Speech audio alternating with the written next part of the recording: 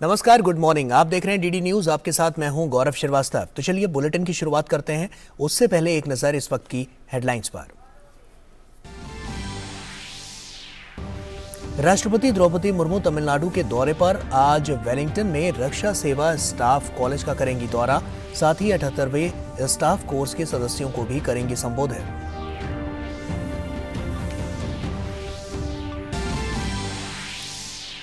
महाराष्ट्र दौरे पर केंद्रीय गृह मंत्री अमित शाह आज मराठा साम्राज्य के संस्थापक शिवाजी महाराज की जयंती पर पुणे में शिव सृष्टि पार्क का करेंगे उद्घाटन। 3D से लैस शिव सृष्टि पार्क में कई उन्नत तकनीक का किया गया है उपयोग।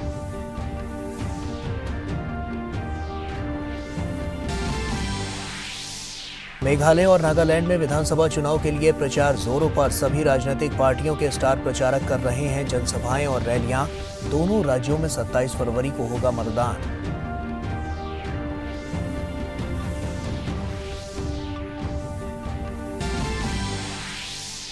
केंद्रीय विदेश राज्य मंत्री वी मुरलीधरन ने मेलबर्न में Australia India chamber of commerce के सदस्यों के साथ दोनों देशों के बीच व्यवसाय के अवसरों को बढ़ाने पर की चर्चा। कहा, ऑस्ट्रेलिया इंडिया चैम्बर दोनों देशों के बीच आर्थिक संबंधों को आगे बढ़ाने में निभा सकता है महत्वपूर्ण भूमिका।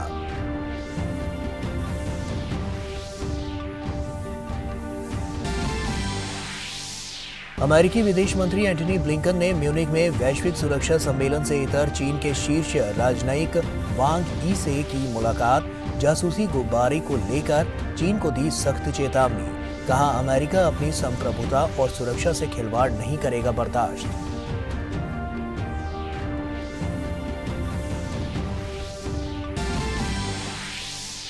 भारत और ऑस्ट्रेलिया के बीच नई दिल्ली में जारी दूसरे टेस्ट मैच का तीसरा दिन आज। दूसरे दिन का खेल खत्म होने तक ऑस्ट्रेलिया ने दूसरी पारी में 1 विकेट के नुकसान पर बनाए 61 रन। पहली पारी में भारतीय टीम ने बनाए थे 262 रन।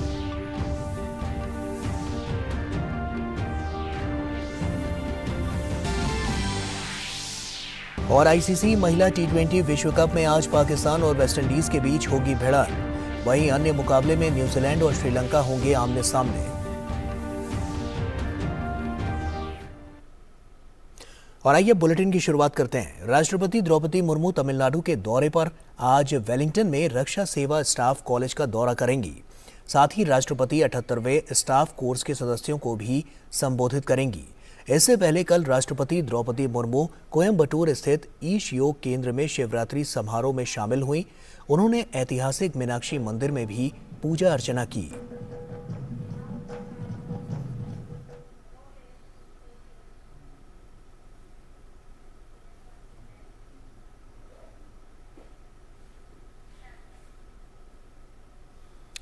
और महाराष्ट्र के दौरे पर केंद्रीय गृह मंत्री अमित शाह आज मराठा साम्राज्य के संस्थापक शिवाजी की जयंती के अवसर पर पुणे में छत्रपति शिवाजी महाराज के जीवन पर आधारित थीम पार्क शिव सृष्टि का उद्घाटन करेंगे। उसके बाद पार्क को आम जनता के लिए खोल दिया जाएगा। इस पार्क में मराठा साम्राज्य से जुड़े किलों के महत्व को रेखांकित करने के लिए 3D तकनीक का उपयोग किया जाएगा और उनके आगरा से बचकर निकलने की घटना के साथ ही छत्रपति शिवाजी महाराज के जीवन से जुड़े विभिन्न दृश्यों को भी पेश किया जाएगा। इसके बाद अमित शाह कोल्हापुर जाएंगे, जहां वो शिवाजी महाराज की जयंती के अवसर पर उनकी मूर्ति पर माल्यार्पण करेंगे और न्यू एजुकेशन सोसाइटी के शताब्दी समारोह के समापन में हिस्सा लेंगे। अमित शाह महालक्ष्मी मंदिर में पूजा अर्चना भी करेंगे। अमित शाह का भाजपा कार्यकर्ताओं के साथ बैठक कर विजय संकल्प रैली को भी संबोधित करने का कार्यक्रम है।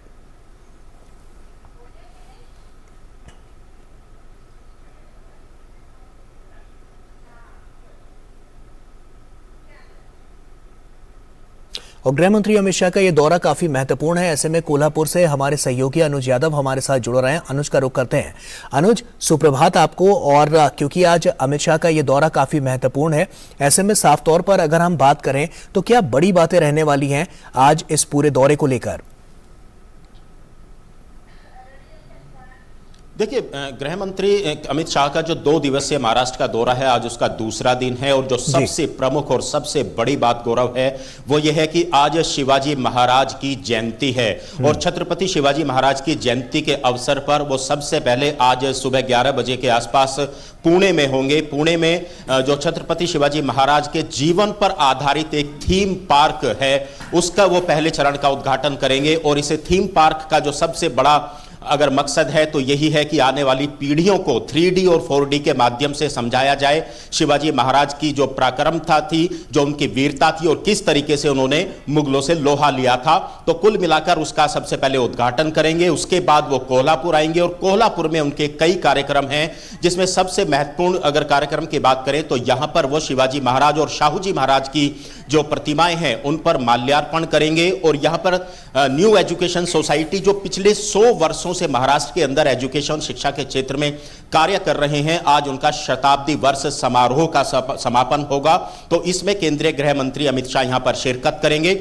अगर मैं न्यू एजुकेशन सोसाइटी के बारे में गौरव थोड़ा विस्तार से बताऊं तो शिक्षा के क्षेत्र में काफी काम इस संस्थान ने किया है। 22 कॉलेज इनके यहां पर 22 संस्थान इनके पूरे महाराष्ट्र के अंदर चलते हैं और सबसे बड़ी बात है कि केजी से लेके प्राइमरी, हाई स्कूल और कॉलेज की शिक्षा तक यहां के युवाओं को मिले। जो दूर दराज के इलाके हैं, ग्रामीण इलाके हैं, वो शिक्षा से वंचित ना हो, इस क्षेत्र में यह काम करते हैं। और इसके बाद जो है गृह मंत्री अमित शाह यहां पर महालक्ष्मी मंदिर जाएंगे, वहां पूजा अर्चना भी करेंगे और एक राजनीतिक कार्यक्रम में भी हिस्सा लेंगे, जिसमें भारतीय जनता पार्टी के जो कार्यकर्ता हैं, संगठन के जो लोग हैं, उनके साथ वो बैठक करेंगे, एक संकल्प रैली को भी संबोधित करेंगे। गौरव, अनुज, न्यू एजुकेशन सोसाइटी की जो हम बात कर रहे हैं उसमें शिक्षा नीतियों में अगर देखें तो क्या छात्रों के जीवन में इससे बहुत बड़ा बदलाव देखने को मिला है? देखिए, सबसे बड़ी बात यही है कि जितने भी महाराष्ट्र के ऐसे इलाके हैं जो पिछड़े इलाके हैं, जहां तक युवाओं को या बच्चों को शिक्षा जो है उनको नहीं मिल पाती थी या शिक्षा से वंचित रह जाते थे, इसके लिए इस सोसाइटी ने काम किया। और क्योंकि ये अपना शताब्दी वर्ष मना रहे हैं तो इस बात को बिल्कुल हम कह सकते हैं कि पूरे 100 वर्षों से ये शिक्षा के क्षेत्र में जो है महाराष्ट्र के अंदर काम कर रहे हैं। लेकिन हाँ, बिल्कुल जिस तरीके से आपने कहा कि जिस तरीके से लगातार शिक्षा पद्धति बदल रही है, उसमें टेक्नोलॉजी का उपयोग लगातार हो रहा है, कंप्यूटर का इस्तेमाल हो रहा है, डिजिटल लगातार शिक्षा हो रही है, उसी तरीके से उसी नए ढांचे में यहां की शिक्षा को उन्होंने परिवर्तित किया है और कोशिश की है कि ज्यादा से ज्यादा जो छोटे बच्चे जब अपनी शिक्षा की शुरुआत करते हैं केजी क्लास से और फिर प्राइमरी एजुकेशन तक जाते हैं, हाई स्कूल तक जाते हैं, कॉलेज तक जाते हैं, उनको आज वर्तमान स्थिति की शिक्षा के अनुरूप ही उनको शिक्षा मिले। और सबसे बड़ी बात है कि महाराष्ट्र के अंदर जो कुछ शिक्षा संस्थान है उनमें एक सर्वश्रेष्ठ शिक्षा संस्थान इस न्यू एजुकेशन सोसाइटी को माना जाता है। और एक सबसे बड़ी बात यह भी है कि जो केंद्रीय गृह मंत्री हैं अमित शाह, उनकी पत्नी सोनल शाह भी इसी न्यू एजुकेशनल सोसाइटी के माध्यम से उनकी 10वीं तक की शिक्षा हासिल हुई है। और केंद्रीय गृह मंत्री अमित शाह को एक दामाद भी माना जाता है कोल्हापुर का, क्योंकि उनकी पत्नी यहीं से संबंध रखती हैं। तो ऐसे में छत्रपति शिवाजी महाराज की जयंती पर यहां पर आना, न्यू एजुकेशन सोसाइटी के कार्यक्रम में शताब्दी वर्ष में हिस्सा लेना और दूसरी सबसे बड़ी बात है कि यहां अपने कार्यकर्ताओं को संबोधित करना। कई कार्यक्रम लगातार सुबह से शाम तक यहां पर आयोजित होंगे और केंद्रीय गृह मंत्री अमित शाह यहां करीब दोपहर 1:30 बजे पहुंचेंगे कोल्हापुर में। विजय संकल्प रैली को भी संबोधित करने का उनका कार्यक्रम है, क्या यह कार्यकर्ताओं में और जोश भरने का काम भी करेगी?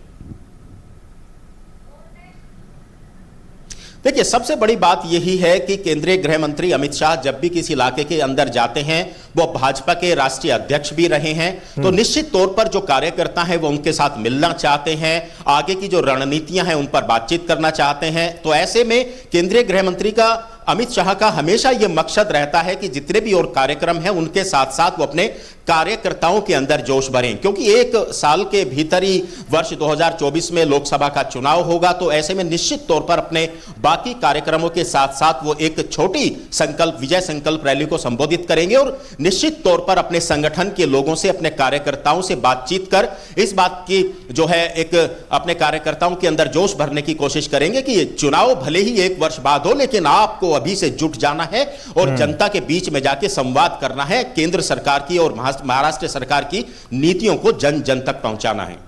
चलिए, शुक्रिया अनुज, तमाम जानकारियां हमसे साझा करने के लिए। आप नजर बनाकर रखिए क्योंकि काफी महत्वपूर्ण ये पूरा कार्यक्रम और पूरा दिन है।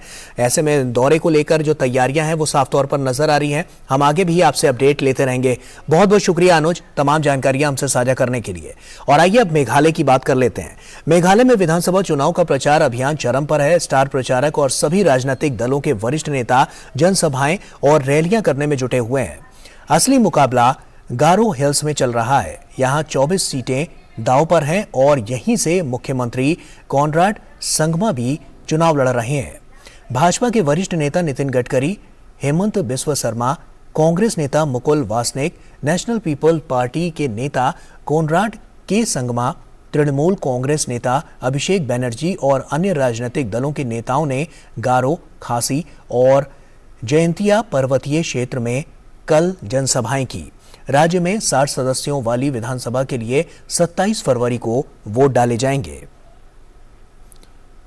और ऐसे में तुरा से हमारे सहयोगी विशाल बेरिस्टो हमारे साथ जुड़ रहे हैं। विशाल का रुख करते हैं। विशाल, गुड मॉर्निंग। और साफ तौर पर अब की बार अगर हम मुद्दों की बात करें तो कौन कौन से ऐसे मुद्दे हैं जो सबसे ज्यादा इंपैक्ट इस पूरे इलेक्शन के कैंपेन में डालते हुए नजर आएंगे?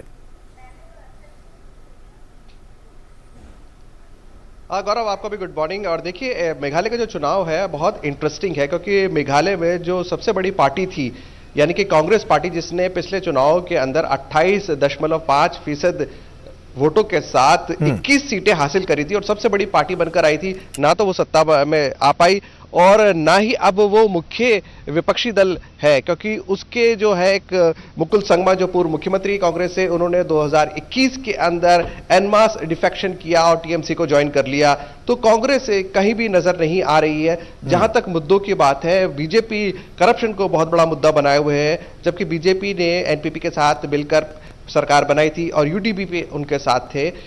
लेकिन इस बार सब अलग अलग है। टीएमसी ने 60 सीटों पर अपने उम्मीदवार उतारे हैं, बीजेपी खुद 60 सीटों पर अपने चुनाव लड़ रही है और बीजेपी जो है इस बात पे जोर दे रही है कि मोदी सरकार ने जिस तरह से पूरे पूर्वोत्तर में कायापलट की, वैसे ही मेघालय में होनी चाहिए थी। लेकिन मेघालय में एनपीपी सरकार के भ्रष्टाचार की वजह से ये सब नहीं हो पाया है। बेरोजगारी एक बहुत बड़ा मुद्दा है। अगर हम बेरोजगारी की बात करें तो कांग्रेस ने भी दावा किया है कि अब वो महंगाई भत्ता देंगे। टीएमसी का खुद ये दावा है कि 21 से लेकर 40 साल की उम्र के जितने भी बेरोजगार युवा हैं उनको 1000 रुपये महीना बेरोजगारी भत्ता दिया जाएगा और अगले 5 सालों के अंदर 3 लाख नौकरियां जनरेट की जाएंगी।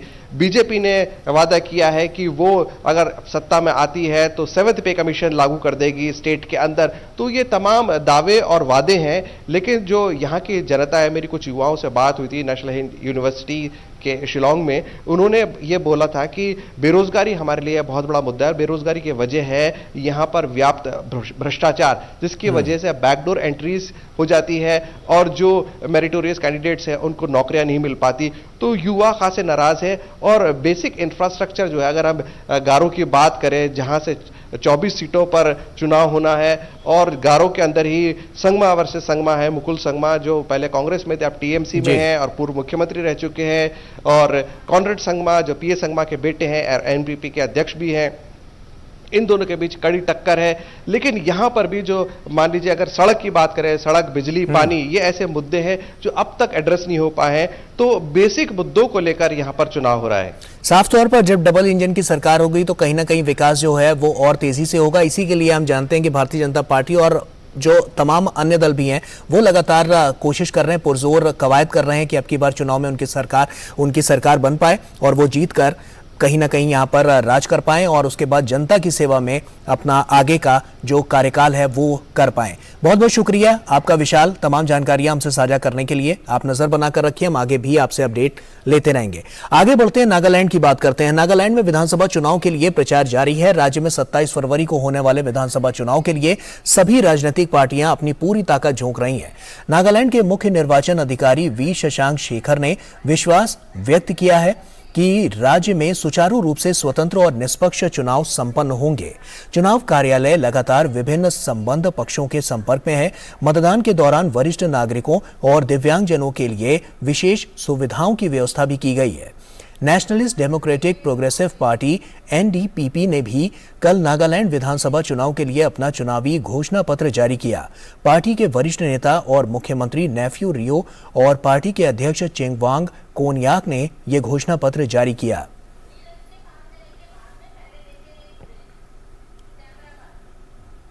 और हमारे सहयोगी नीरज सिंह भी हमारे साथ जुड़ेंगे, लेकिन उससे पहले यहां पर एक ब्रेक का वक्त हो गया है। ब्रेक के उस पार नीरज सिंह कोहिमा से हमारे साथ जुड़ेंगे, हमारे सहयोगी, उनसे जानेंगे कि चुनावी समीकरण अब की बार का है क्या। छोटा सा ब्रेक, जल्द लौटते हैं। फूल वाला, केटरिंग वाला, बैंड वाला, ये लो भाई।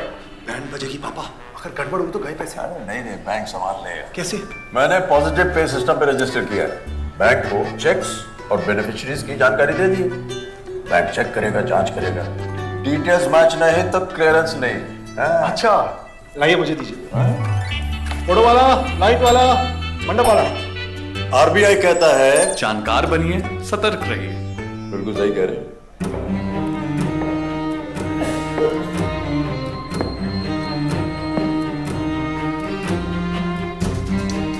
कब तक आप ऐसे फ्यूचर का टेंशन लेकर चलते रहेंगे? LIC के न्यू पेंशन प्लस के साथ अपनी पेंशन का प्लान बनाइए, क्योंकि ये प्लान आपके फ्यूचर के लिए मार्केट लिंक्ड वेल्थ क्रिएट करता है। और तो और इस प्लान में गारंटीड एडिशंस के साथ पेंशन पाने के कई ऑप्शंस भी हैं, so that you grow young and tension free. LIC, हर पल आपके साथ। तो ब्रेक के बाद एक बार फिर से आप सभी का स्वागत है। और नागालैंड विधानसभा चुनाव को लेकर हम बात कर रहे थे, ऐसे में कोहिमा से हमारे सहयोगी नीरज सिंह हमारे साथ जुड़ रहे हैं। नीरज, गुड मॉर्निंग आपको। और अब की बार क्या चुनावी समीकरण वहां पर नजर आ रहा है नागालैंड में? देखिए गौरव, नागालैंड की बात करें तो बड़ा इंटरेस्टिंग जो चुनाव है वो होने जा रहा है। और सबसे महत्वपूर्ण बात यह है कि यहाँ पर जो छोटी पार्टियां हैं वो अपना की रोल प्ले कर सकती हैं नागालैंड के चुनाव में। क्योंकि आपने देखा होगा कि पिछली बार भी जब भारतीय जनता पार्टी और NDPP ने जब दोनों ने साथ मिलकर सरकार बनाई थी, तो उस समय भी छोटी पार्टियों का जो रोल है वो काफी महत्वपूर्ण रहा था। अगर हम इस बार बात करें तो आप अगर देखें कि बिहार की 3 पॉलिटिकल पार्टियां, जो मुख्य पॉलिटिकल पार्टियां हैं, वो यहाँ पर चुनावी मैदान में है।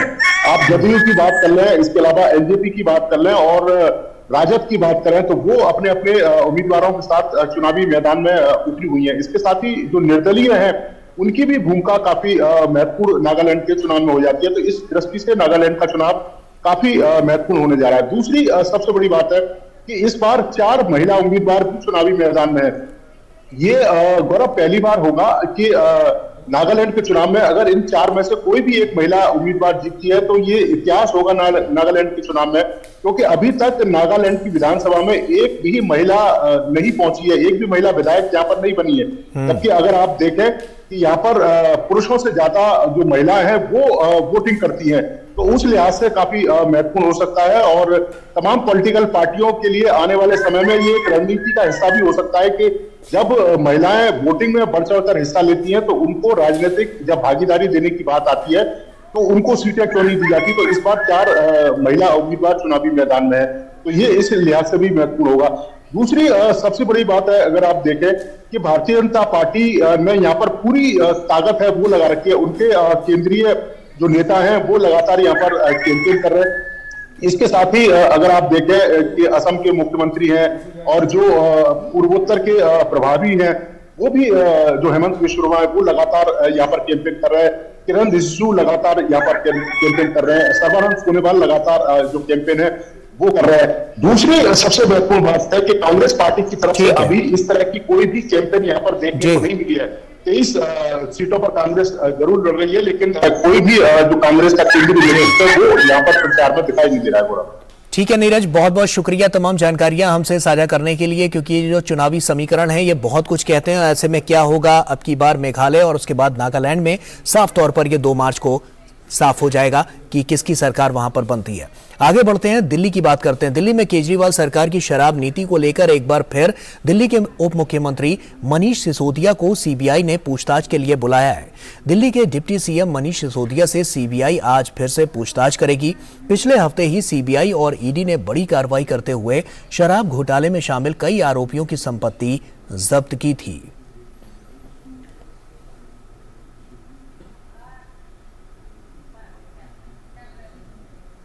और गुजरात में सागर परिक्रमा का तीसरा चरण आज से शुरू हो रहा है। मत्स्य पालन विभाग के मंत्री पुरुषोत्तम रूपाला सूरत के हजीरा बंदरगाह पर परिक्रमा का उद्घाटन करेंगे। सागर परिक्रमा का आयोजन मत्स्य पालन विभाग द्वारा आजादी का अमृत महोत्सव के तहत किया जा रहा है। इसका उद्देश्य मछुआरों और अन्य संबंधित पक्षों के मुद्दों को हल करना और मत्स्य पालन क्षेत्र के लिए सरकार की योजनाओं के बारे में जागरूक बनाकर उनका आर्थिक उत्थान करना है। परिक्रमा के तीसरे चरण में उत्तरी महाराष्ट्र के तटीय क्षेत्र सतपति, वसई, वर्सोवा, सैसन डॉक और मुंबई के अन्य क्षेत्रों को शामिल किया जाएगा। इसका समापन 21 फरवरी को होगा।